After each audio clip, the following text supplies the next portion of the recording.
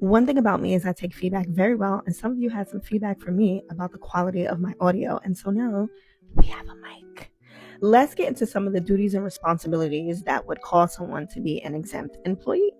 First, going back to the other video, if you remember, being non-exempt means that you're eligible for overtime. You can be hourly or you can be salary and still be non-exempt. Again, these are determined by the job description. So examples of folks that would be considered non-exempt are tasks that are closely supervised. So think about somebody in a restaurant. If you have your fry dropper at McDonald's, these are supervised by a supervisor or a lead or a manager, and they're repetitive tasks, right? If you think about working in a retail store, you have somebody who's a cashier. They're doing a repetitive task that doesn't need independent thinking or exertion or anything like that. Someone who has the capacity and the autonomy to make decisions independently on behalf of the business is someone generally who would be considered exempt. So think about a scenario like this.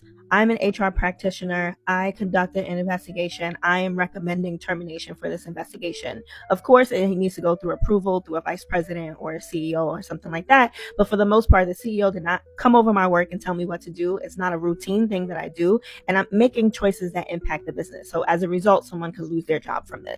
Other situations like this in a restaurant setting can be a manager. So if a manager sees that we have napkins, they don't like the napkins, they order napkins from a different person and they put a logo on it. They didn't ask anyone to change it. That's an independent decision. And so that's an example of someone who would be an exempt employee.